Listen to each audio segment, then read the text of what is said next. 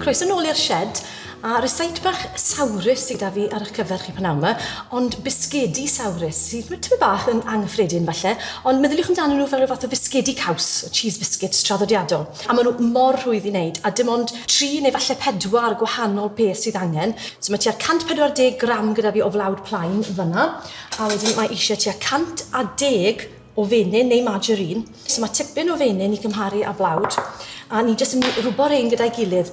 So fi'n mynd i ddefnyddio un o'r rhain, os na chi wedi gweld un o'r rhain o'r blaen, meddyliwch amdano fe fel rhyw fath o whisk fach, a na gyd mae'n wneud yw gwasgu y menyn mewn i'r blawd, fel hyn, a mae yn rwbo'r menyn mewn, os chi'n cadw fynd fel hyn, weithiau mae eisiau clirio yr menyn o fanna.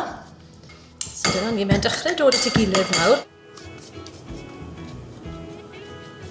A wedyn mewn ar dilo, falle reit ar y diwedd, jyst i rwbo'r menyn mewn i'r blawd. So chi moyn gwasgu rhy galed gyda llaw, cadwch yn ysgafn oherwydd bod cymaint o fenyn gallai hwn i fynd yn belen o does heb unrhyw ymdrech o gwbl. Okay, so cadw fe'n ysgafn, cadw codi, chwilio am y blawd yn y gwylod a rwbo fe mewn. So dyna ni, so mae hwnna'n disgwyl fel briwsio'n bara.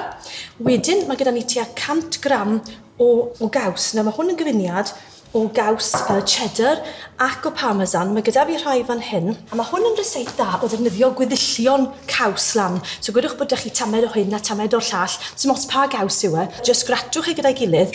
Ond mae hwn yn disgwyl fel parmesan, ond darn o cheddar yw hwn wedi sychu.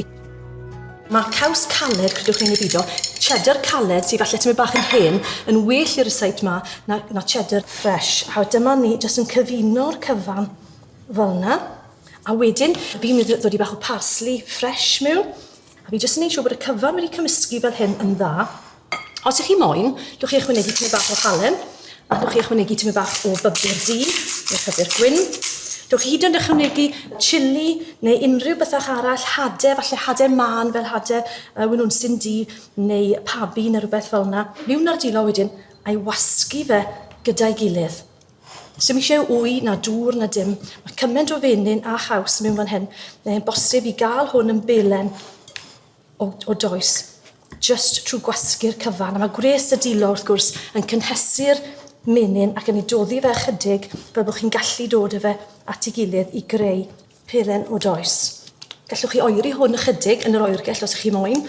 Mae gyda fi un fan hyn wedi wneud ynghynt, ond fi'n mynd i gadw at yr un fi'n credu. Mae eisiau bach o flawd. A jyst i rolio fe yn slow fach tan mae gyda ni darn fflat. A wedyn byddwn ni gallu torri'r bisgedi. Dyna ni, fi'n clywed hwnna'n barod. So mae gyda fi yr torwyr bach bisgedi yma fan hyn ar ffurf afal a persen bach. A mae hyn yn gret ar gyfer creu y bisgedi bach yma i fynd gyda falle patei neu chaws. A dwi'n dod i nhw ar bapur gwrthsain, ond i fod yn onest, mae cymaint o fraster yn rhain. Dwi'n mynd credu bydden nhw'n stico i unrhyw dyn beth bynnag, ond jyst neu'n siŵr bod nhw ddim. So yna ni chydig o fale, a wedyn gyda'r gweddillion, jyst roliwch e lan, a allwch chi rolio fe mas to i gael gwared y toes i gyd. So mae'r rhain wedyn yn mynd i'r ffwrn am ryw 10 i 15 munud ar tua 170 Celsius. Tan maen nhw jyst yn coginio trwyddo ac yn edrych tamed bach yn eiraidd.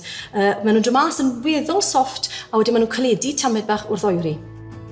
Reit, so dyma'r rhai sydd wedi coginio. Fel chi'n gallu gweld, mae'r caws yn newid lliw tamed bach. A os ych chi am edrych ar rhain, maen nhw'n torri, maen nhw fel rhyw fath o shortbread bach, ond maen nhw yn hyfryd ac yn Sawrus, a maen nhw'n gret gyda afal bach. Digon o sydd yn hwnna. A'i osod e gyda cwbl o tomatos, peanut butter fyna, a wedyn y bisgedi bach. So dyna ni, syniad bach ar gyfer snack bach, y bisgedi Sawrus, perffaith ar gyfer cino bach neu swper bach ysgafn.